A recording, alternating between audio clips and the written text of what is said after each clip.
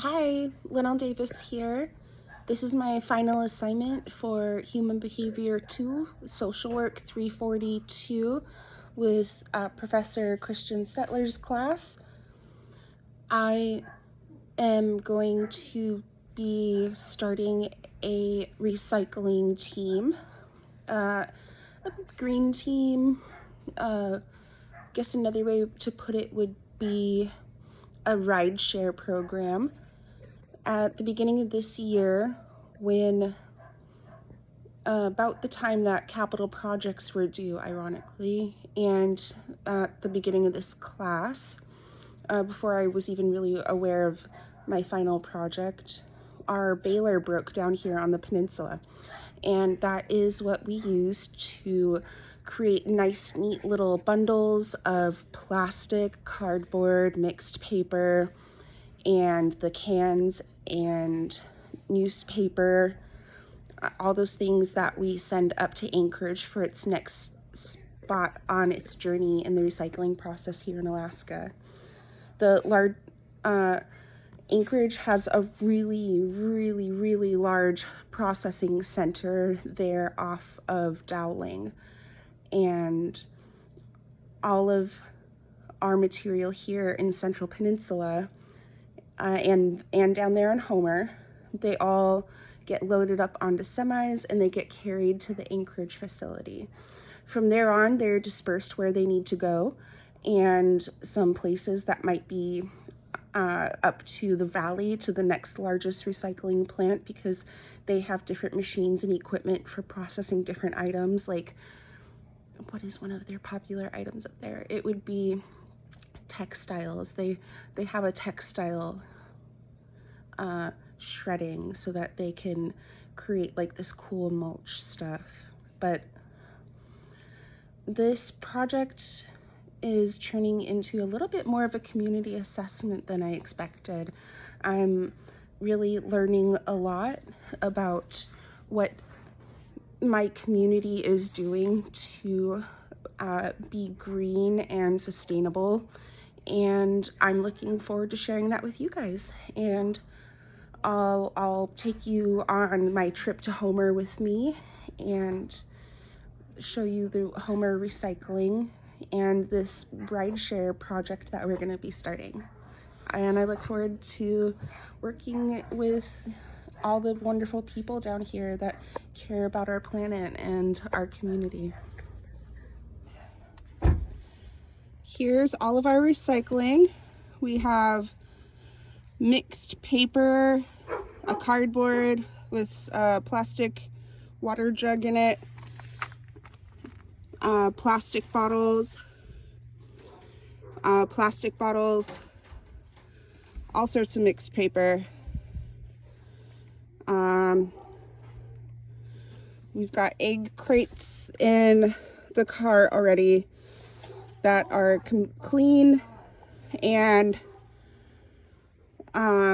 we still have 2 more stops to make to pick up some recycling for our fellow recyclers.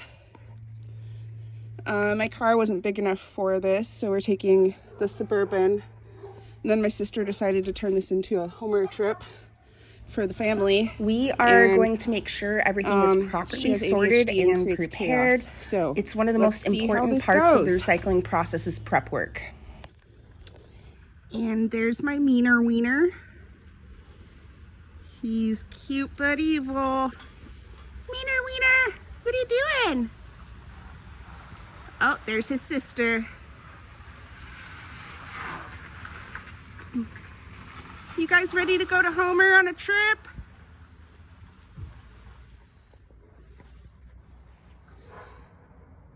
All right, we are all loaded and ready to go. This car is one that my sister's 16-year-old drives, and we were loading it up, and I was like, Jennifer, the tire's flat. He's like, oh yeah, there's a flat tire. So that's about par for the course when there's 16-year-olds driving cars. It's hard to see that's flat from the camera, but that is my brand new car. Moving to Ninilchik, so needed something that got superb gas mileage and was gonna last forever. Across the street there's the cute little pug that my dog likes to fight with. And the neighbors here are having a garage sale. They go to school with my son Gavin at the alternative school. Their kid does. He posted on Facebook the other day that that he took a bunch of pills and was saying goodbye. So my son called my sister and told her that it was an emergency. So she rushed back here and took off of work this week and went and grabbed the parents. They got him to the emergency room and he is okay. We do a lot of family activities. I store all of my camping and fishing gear here at my sister's because I'm not in an apartment for now. But when I get the place in Ninilchik, it'll all go back with me. And that's our dip netting gear. A lot of these are hand built. Lots of the good ones, the ones you don't want to do dip netting with, the ones you get at the trustworthy. You want to get the ones that you weld yourself. Okay, here we are at the Homer Recycling Center. I checked with the Homer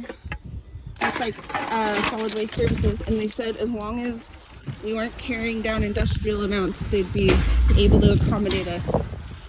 But you can see it's overflowing. And we have quite a bit.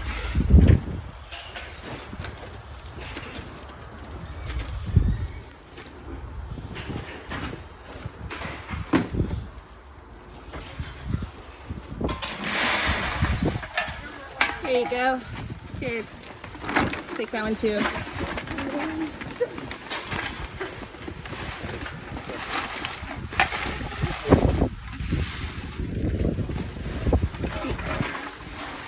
Yeah, it's for a school project. Say hi, Professor. Hi, Professor. Why is it so recycling?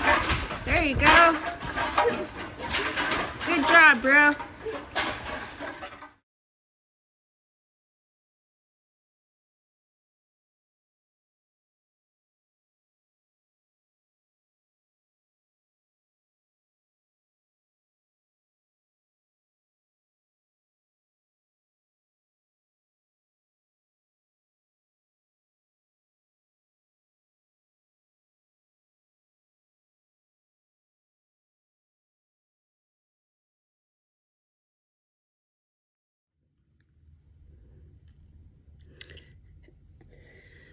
Hey there. So it is the end of the semester and this leg of my recycling project.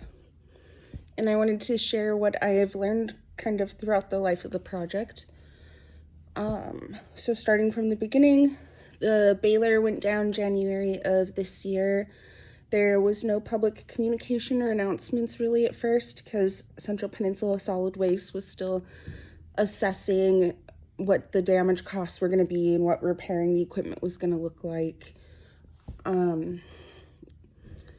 The large recycling containers at all of the transfer stations and at the Soldotna dump were all locked up, and then they were removed entirely. And so people just, it kind of spread word of mouth through all of us people that recycle and talk about, you know, our communities together and stuff.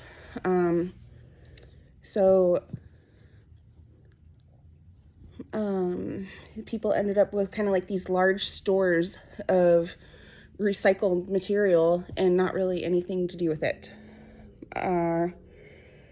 they had a Kenai Peninsula Borough Assembly meeting, and on February 4th, they passed Resolution 25-11, which was approving a capital project request be submitted to Lisa Murkowski for the fiscal year 2026. And it was through the federal congressionally directed spending request portal. We used to do this a little bit when I worked for, or not when I worked for, but when I was a member of the Mountain View Community Council.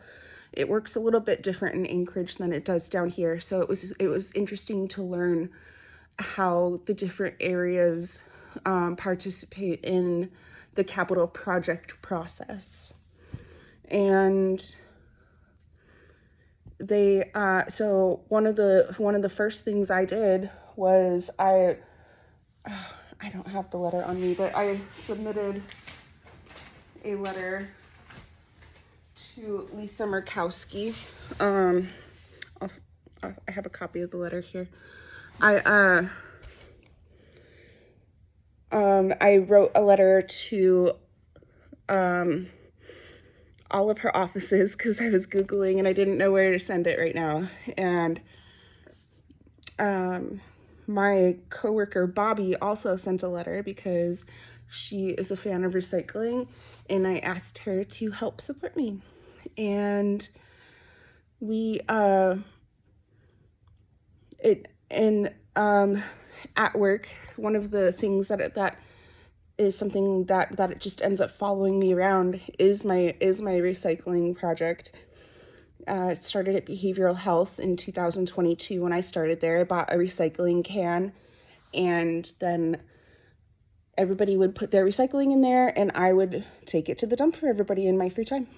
And then they started a green team where someone from admin, it was really like a relative of one of the tribal council members that would get paid to just kind of wander around and visit with people and stuff. So they started taking the recycling for us, but they still were not, sorry, my arm is getting tired, I'm holding this. They still were not providing the recycling cans to people. And so then when I left behavioral health, I left my recycling can there, and then I moved over to Elders program, and then I put a recycling can in the congregate meal space where the elders have meals, and the back office where I'm located, and that's in a different building. So then I would take my recycling from our office over to the congregate meal, and then the tribal council's kiddo would go pick it up from the congregate meal space. And then when the baler broke down, they quit doing that altogether, but the elders they just kept recycling anyways. And so then I have a hard time letting them throw that stuff away. So then it just kind of, I just kept adding it to my pile, and my unofficial recycling center, which was my sister's garage, which was kind of pissing her off a little bit. She's not fond of this idea, but it's just something we're going to be doing for now. And I think that one of the options in moving forward, instead of people taking churns, would be maybe paying $25 a month for them to call me when they have recycling, or on a donation basis or something, and then giving that to my sister in exchange for letting me use her garage as a recycling facility. I don't know. So then I put up all those signs, and I put them up at the Goods, the Soldotna Library, the Kenai Library, Lucy's Market, the church where I go to recovery meetings, the Yoris Club where there's recovery meetings, and the church, California Christian Center, where I go to for church. So, and they all had my phone number on them, and a couple of people did get a hold of me, and so I have a setup with other community members. We've only done that one trip to Homer so far, but I am did let everybody know that I'm currently working on graduating, and then once I do, I will be continuing this project throughout the summer and building it up. But anyways, I learned a lot more about other people who really care about the community, like at the Goods Home Store. They have a free community space where people can come bring kitchenware and dishes and stuff like that, and they have a seed lending library, and there was multiple cool events that are happening throughout May and June, and revolving around just caring for the environment and caring for our rivers.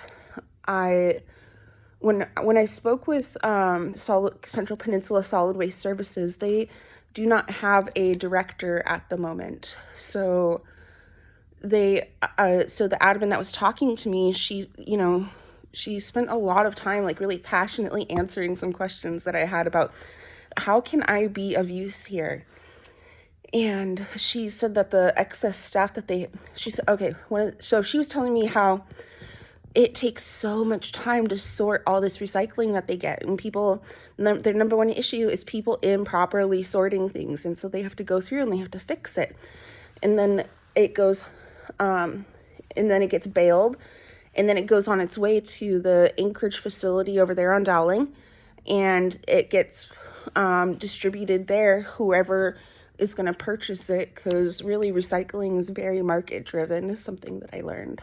And and then I got the number for the Homer Solid Waste Services, because I wanted to make sure that they had the capacity for me to be bringing down a bunch of extra recycling. And even though they said they did, if I didn't have an industrial amount, it looks like a lot of other people did have the same idea as me and care about their it's really just feeling like I'm doing my ethical responsibility to the amount of consumption that I contribute to the landfills. But yeah, so people that also recycle, and so it was overflowing. It was so overflowing. You saw there, my cute little nephew was super excited about recycling, and he was getting jazzed. I love that we were bringing kiddos into the mix and stuff, and getting them to participate and care about what we were doing, and kind of explaining how important it is. So Homer Landfill Solid Waste Services, there is a gentleman here that takes all the plastics, and he melts and compresses them into building blocks, and that is through Inlet Keepers. But they were the people that I expected to get to me the quickest, and I'm like, these are the people that care about the environment. And I tried to get hold of them for weeks, and they did not get back to me. And it was amazing to learn that that the responsiveness and the compassion that I experienced from solid waste services and from just stores and stuff versus these people that are supposed to be like the jam.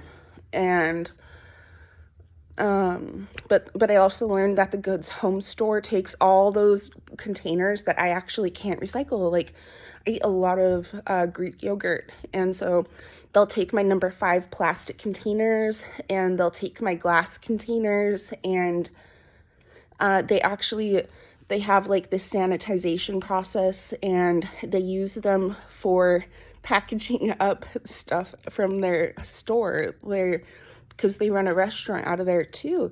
So when they sell soup to people, they're reselling them in these cool containers. And the glass containers is what people put their bulk dock browners in what people are putting their spices in and stuff like that, and like the rice. And so like not only are they like reusing containers and able to take containers, they need the containers. They really do. They rely on that, and it's part of this process. I also really critically analyzed and assessed my consumption habits and my family's consumption habits during this process. And I was able to, I was thinking about how when I was young, my family hauled out our trash, and it was several miles to the transfer station to dump our trash. And we all burned our paper products. We had septic, so we couldn't flush our toilet paper. We had to either throw it away, and we would generally burn it. So there's toilet paper products, and I remember all this black smoke because we'd be burning like wax covered paper products, and just like petroleum based paper products, and all of that was creating like that's contributing to harmful carbon emissions and pollution. And but when all of my recycling built up, I kind of realized how I'm not sticking to these other two legs of this foundation of responsible consumption, because like there's what did we learn when we were kids? Reduce, reuse, recycle. And I'm a little bit, I feel like I'm a little bit more conscientious about it than my mom and my sister, because my mom, she has schizoaffective disorder, and she has some sort of paranoid schizophrenic reaction to tap water and drinking water. So she refuses to drink anything if it's not in a sealed bottle. And so part of my process was, or just what I've done for a million years is she will save the bottles, and I will take them for her, because she will literally, every 2 days she's going through like a 24 pack of bottled water, and it's a lot, and there's just nothing I can do to help her reduce that, because she has kind of paranoid delusions surrounding people putting stuff in her water. But my sister, she also consumes a lot.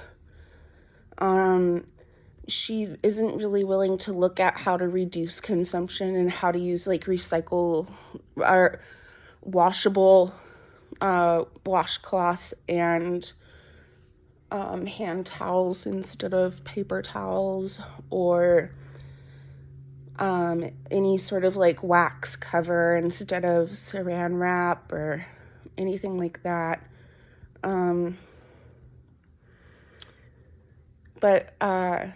But so I've really been kind of wanting to take on a more greater effort, especially since I'm in the process of packing and moving to Ninilchik right now.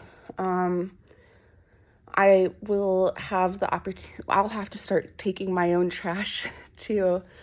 And as I'm packing, there's stuff that I'm getting to the Salvation Army and stuff that I'm gonna be selling and stuff, and I'm just going to incorporate the other legs more heartily in my daily life of reducing and reusing and stuff. And I'm not like tossing everything. I'm just like my paper towel holder is going to the Salvation Army, and a chewed up plastic plant that was my mom's, but yeah, so just kind of using my sewing machine to repair stuff instead of throwing those clothing items away. getting the wax cover, I have a ton of Tupperware. I use Tupperware instead of plastic bags. I'm trying not to buy plastic bottles. I do really enjoy a soda every now and again. You know, being in sobriety, I don't, consume a lot of like things to relax that way. So one of the things I do like to do is drink like this mocktails every once in a while. It's like an elderflower tonic with pomegranate juice and just like, like a fancy beverage that feels like a decadent treat. So aside from water, I drink that every now and again. Anyways, this is getting really long. I learned a lot. I built good relationships. I connected with my community, and I gained an appreciation for this process, and this is something I'm definitely going to continue. One of my coworkers at the lab that I started the Wellbriety program with over there at the URS Club, we do that the Tuesday night Wellbriety, and we take turns leading those meetings, and then we have the drum group that comes and stuff, but she works with me at the lab at my tribe, and so she wants to start recycling too, because the green team is like out, or they cut out. It was just a special privilege of a tribal member's kid, so it wasn't like a real program. So she needs recycling bins over there. I've always just been like, if buying a recycling bin is something that's going to get somebody to recycle, for some reason they just really want that blue bin.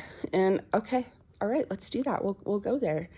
And so I'm going to go get them. I'm going to go get her a blue bin. But Evan works upstairs from her in dental, and he's just another good friend of ours from the crew, and he wants to recycle up there in dental, and we're just gonna start our own green team. That's I think that's about the perfect definition of what advocating for causes we care about is just people getting together with a common purpose and a common goal and wanting to be a part of positive change in their community. And it's a chance to bring people together, and it really has. And I think that's really cool.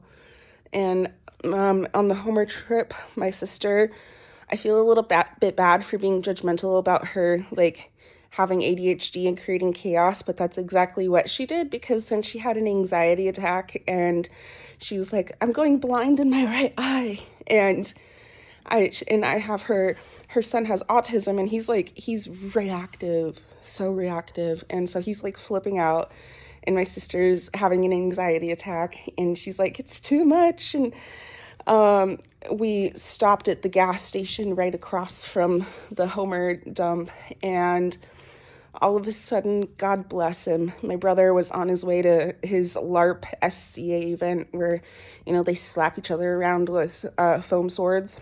And he was able to sit with my nephew while I was able to go help my sister calm down and get regulated again. And it was such a cool blessing that he was just right there at the right time. And like, it's cool. That's what brothers are for, right?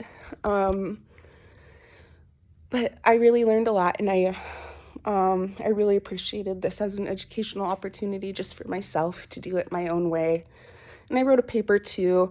I lost 5 pages this weekend because my kid unplugged my computer and I didn't save it, which was my bad. But I was angry. There was cuss words.